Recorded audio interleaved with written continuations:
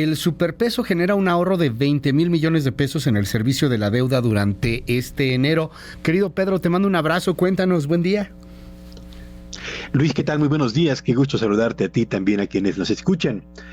En este 2024, uno de los puntos donde se concentrará la atención de los analistas nacionales y extranjeros es precisamente en el balance de las finanzas públicas, es decir, en la distancia entre el gasto programado para ejercerse este año contra los ingresos estimados por parte de las autoridades hacendarias.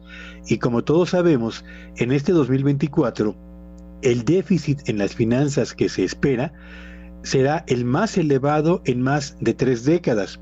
Por eso se trata de uno de los signos vitales que mayor atención van a concentrar a lo largo de este año.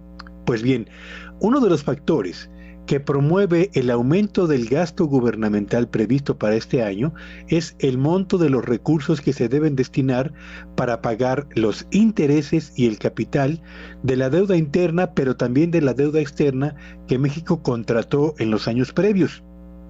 Y la buena noticia a este respecto, Luis Auditorio, estriba en lo siguiente: al menos en el mes de enero, el gobierno de México ha ahorrado más de 20,000 millones de pesos para el pago del servicio de la deuda pública interna y externa, debido fundamentalmente a la combinación entre un peso mucho más fuerte de lo que originalmente se estimaba y, por otro lado, un descenso en las tasas de interés de aquellos países con los que México contrató parte de la deuda externa. ¿Qué tan importante es este ahorro? Bueno, júzguelo usted. El gobierno originalmente había pensado que en enero el promedio del precio del dólar sería de 18 pesos con 20 centavos. En realidad fue de 17 pesos con 20 centavos, un peso menos por cada dólar. Y al mismo tiempo, en diversos países empezó el ajuste a la baja en las tasas de interés, lo que favoreció un menor desembolso de recursos para pagar los réditos por la deuda externa contratada en diferentes monedas.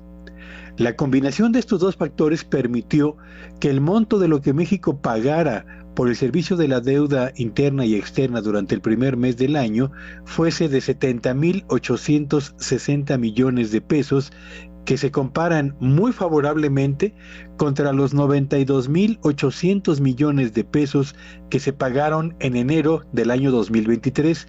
Tenemos entonces un ahorro que supera los 20,000 millones de pesos en el primer mes de este 2024, lo que sin duda favorece el mantener finanzas públicas sin un nivel deficitario tan alto como el que se está esperando para este 2024. Así que el superpeso no solamente genera dificultades para los exportadores del país, cuyos productos son más caros en el exterior, pero también genera un efecto favorable, así sea temporal, por lo menos en las finanzas públicas, Luis. Así que claro, una buena noticia para las finanzas públicas en este 2024, que insisto, será un año crucial por cuanto al mantenimiento del control de las mismas. ¿Y en qué se usan, Pedro? Porque eso lo podemos ver en algún momento. O sea, es un ahorro importante, es un ingreso importante incluso, pero ¿en qué se usan? O sea, ¿en qué los usa el Estado?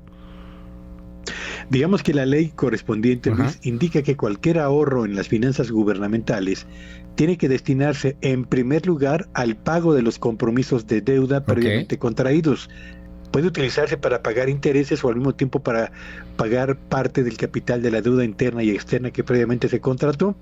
Y un remanente de esos recursos, Luis, tiene que ir a la creación, más bien a esos fondos de estabilización de las finanzas públicas, que son tan importantes para hacer frente a las épocas de vacas flacas, cuando los ingresos tributarios tienden a descender. Así que ese sería el destino de estos recursos, pero recordemos, Luis, hace 3 años el presidente envió un decreto para disponer de total libertad en lo que al uso de estos recursos se refiere.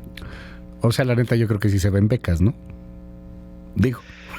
Ojalá y no. Ojalá que se vaya a actividades más productivas, pero sobre todo el pago de la deuda, Luis. Ojalá. Pues, ahí está la ley y el decreto está vigente, o sea, se puede usar a discreción.